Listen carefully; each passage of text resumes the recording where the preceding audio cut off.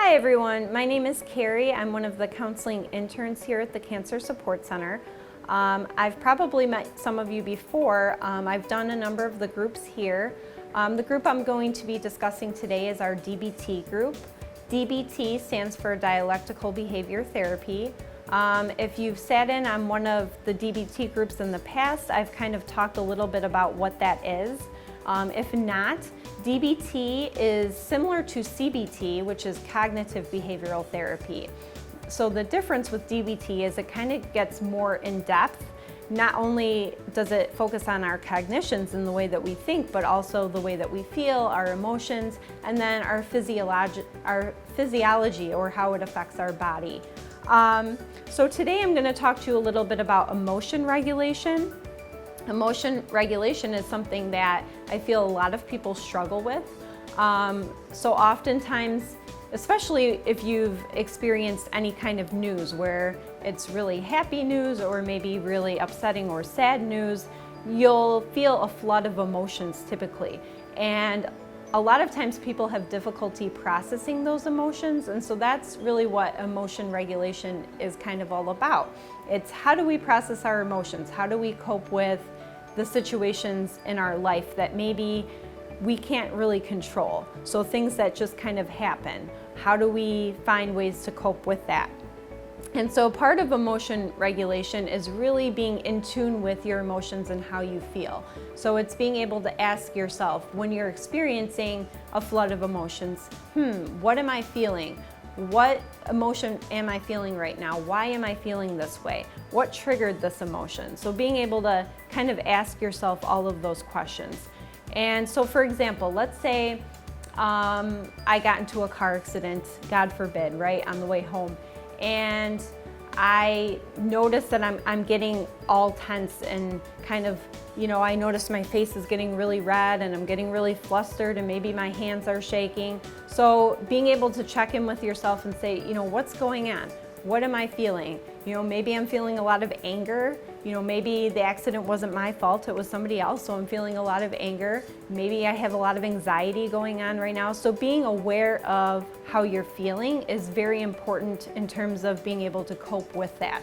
Because if you're not really aware of your emotions and what you're feeling, you're not going to be able to cope with those feelings. So part of it is, number one, being aware, being able to check in with yourself, ask yourself what you're feeling, and then number two, how do we cope with that?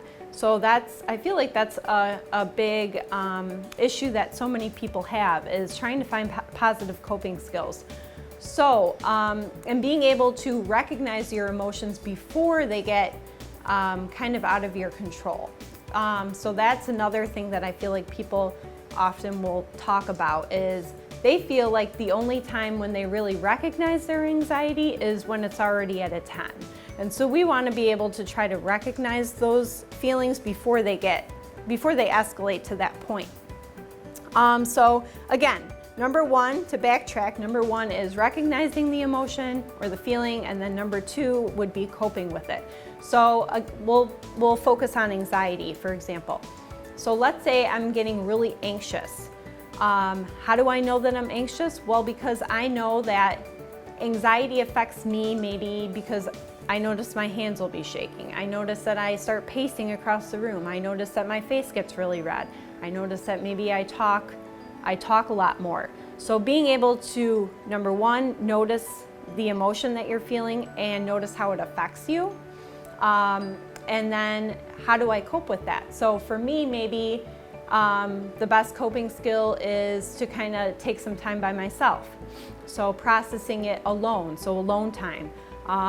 Maybe it could be calling a friend on the phone. It could be journaling. It could be what I call a crisis kit, which I've talked about, I know, in other DBT groups. And a crisis kit is basically something that you have access to all the time with your kind of go-to happy items. So they could be essential oils like lavender. It could be like certain perfumes, or pictures of a loved one, or maybe Sudoku or something like that. Something that you know that you can have access to that kind of is a method of calming for you, something that calms you down. So trying to find those coping skills in order to help you during those times. So again, number one is checking in with yourself, asking yourself, what kind of emotion am I feeling right now? What is the level of the emotion? So am I feeling just a little bit anxious, or am I feeling so anxious that I'm almost ready to have a panic attack? Because different coping skills are going to work with different levels of anxiety too. So a coping skill that you might use when you're a little bit anxious, maybe that would be like calling a friend or something like that. You might not use when your anxiety is so bad that now you're having a panic attack. At that point, maybe an essential oil like lavender is going to help, because just smelling that's going to help kind of calm you down. So being aware of yourself, really being aware of yourself, being aware of your triggers and the things that affect anxiety or things like that in your life, and then trying out different coping skills that kind of work well with you.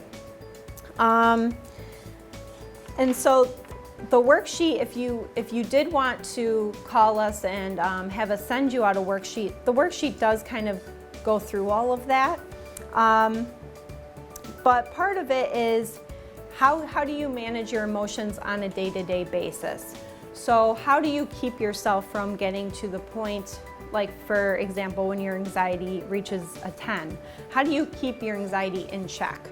And part of that is really just taking care of yourself. So implementing a lot of self-care, whether it's, exercising, eating healthy, taking your medications, checking in with your doctor, checking in with yourself, asking yourself how you're feeling physically, mentally, that sort of thing.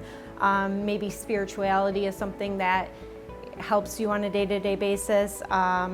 Sleeping is so important in terms of your physical and mental health. You want to make sure that you're getting adequate sleep. And if you're not getting adequate sleep, checking in with your doctor and finding different things that you can do in order to get adequate sleep. So all of those things kind of help us stay on an even keel in terms of our emotions.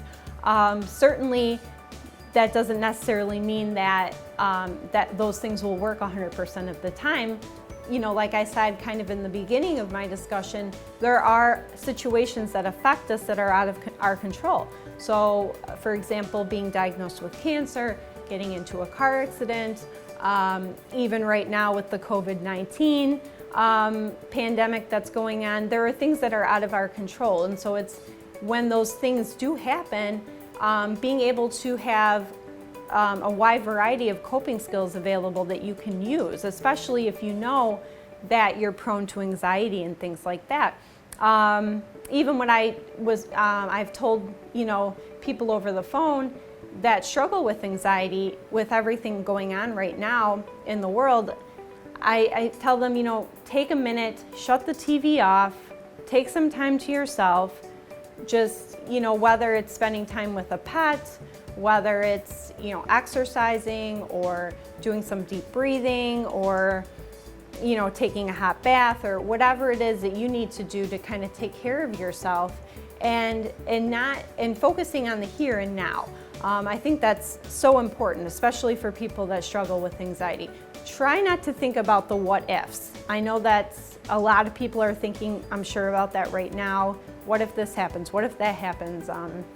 Really try to focus on what's going on right now and what you can do to help yourself right now. That's the most important thing.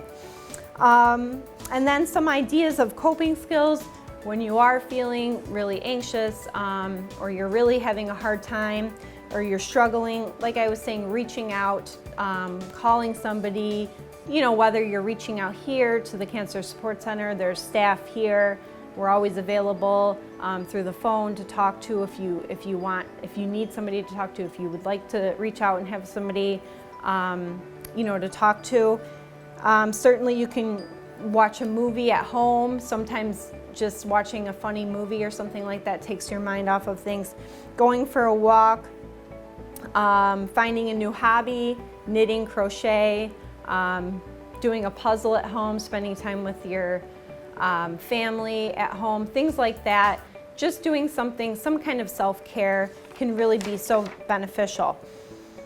And then again, being able to check in with yourself and ask yourself, how am I feeling? You know, what can I do to kind of make myself feel better?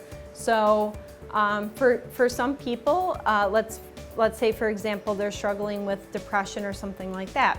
Exercise is really great for depression.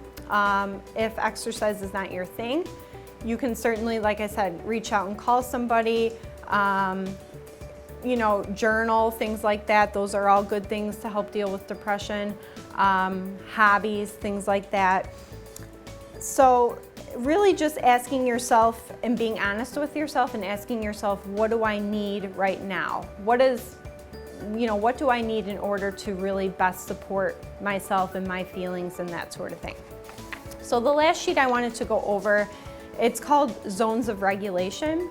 So when we think about our emotions in certain colors, I'm sure certain things come to mind. Like, for example, blue is considered to be sad or depressed.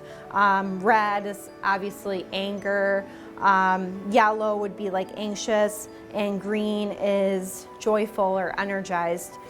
So sometimes even, and they use this oftentimes with children too, because for children it's easy to articulate their emotions through colors. But even in terms of adults, the way I think colors can be so beneficial is if you find yourself feeling very stressed or very angry, and we associate that with the color red, maybe even closing your eyes, doing some guided imagery, and just imagining yourself maybe in like a blue space or something that's kind of opposite of that color, or even like taking out some, you know, markers or some crayons and coloring a nice space for yourself. So really just trying to kind of visualize yourself not feeling the way that you're feeling. So taking some deep breaths. So like if it's anxiety that you're struggling with, taking some deep breaths, closing your eyes, picturing yourself in a peaceful space, that sort of thing. But like I said, if there's anything that I've talked about today in terms of our worksheets, please reach out to us and we can kind of send you that information via email. If you have any other questions or anything like that, we're more than happy to talk to you over the phone. And I hope to see you all soon.